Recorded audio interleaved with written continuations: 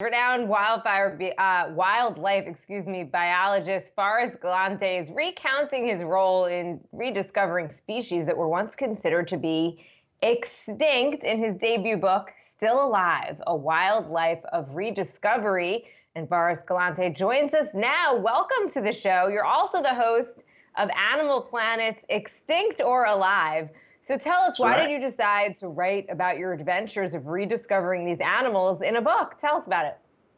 Yeah, absolutely, Jill. I was in Indonesia last year when the COVID pandemic hit and got sort of kicked out of there. Operations were all shut down, and came home and started speaking with people and realized that a lot of people didn't understand that the reason we were all locked in our living rooms, the reason we were all isolated, was because of how we chose to treat the environment and our mistreatment of wildlife. And so between that and the fact that it didn't look like I was going anywhere for a little while, I put pen to paper and came up with a book.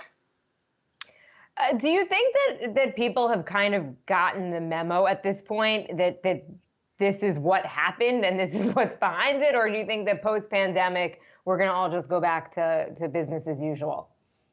Sadly, I really don't think people have fully gotten the message. I always thought the silver lining of the COVID-19 virus was the fact that people would sort of wake up to the fact that wildlife mistreatment is directly correlated to our own well-being as humans. And it seems like we're all just so tunnel visioned about the light at the end of the tunnel that we've kind of forgotten the root cause of it all. And I'm hoping that once the dust settles, once things have normalized a little bit, then we begin to reflect on ourselves and go, wow, if we are better stewards of the planet, better stewards of wildlife, we don't have to go through this again. You grew up in Zimbabwe, wondering how that impacted and affected you just in terms of your passion for nature and conservation. A lot, because I was the son of a safari business owner, and so I always spent all my free time out in the bush on safari, chasing animals and wildlife and learning about them. And I witnessed firsthand the loss of megafauna and the decrease of biodiversity. And as that took place, I realized that I wanted to slow that down or combat that to the best of my ability, which is why I became a wildlife biologist. What moments from your career in finding these thought to be extinct animals really stands out to you the most? Oh, wow. There's a couple incredible moments. I mean, the first find of our Zanzibar leopard, the first time we got photographic evidence of an animal believed to be extinct, was astronomical. That being said, I think the most impactful one for me was Fern, the beautiful girl that I have on the cover of the book, that Fernandina Island tortoise, which was a tortoise, a species that only one specimen in history had ever been seen 114 years prior. I mean, it had a mythical status. It was almost like a Bigfoot. People didn't even believe whether or not it existed. And we found the second ever specimen, the rarest animal in the world. Yeah, there I am pulling her out of the bush for the very first time. And it was just an absolutely incredible experience to create the symbol of hope, this new poster child of conservation, as Fern currently is. So, what do you do once you find an animal like that?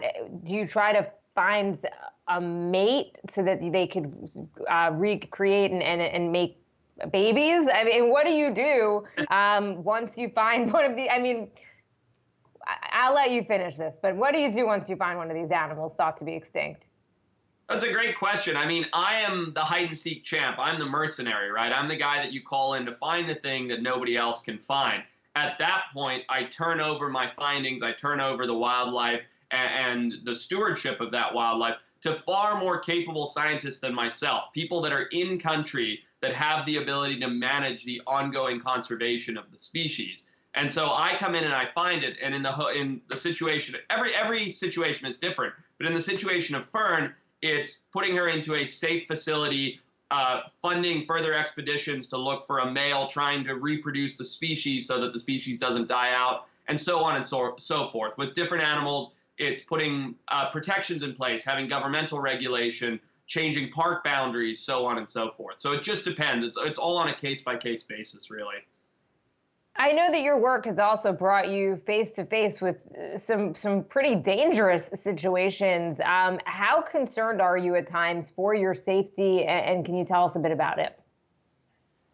Yeah, of course. I mean, wow. I mean, I've been mauled by a lion, stung by man of war jellyfish in 2 plane crashes now, chased by a hippo, and the list goes on and on and on.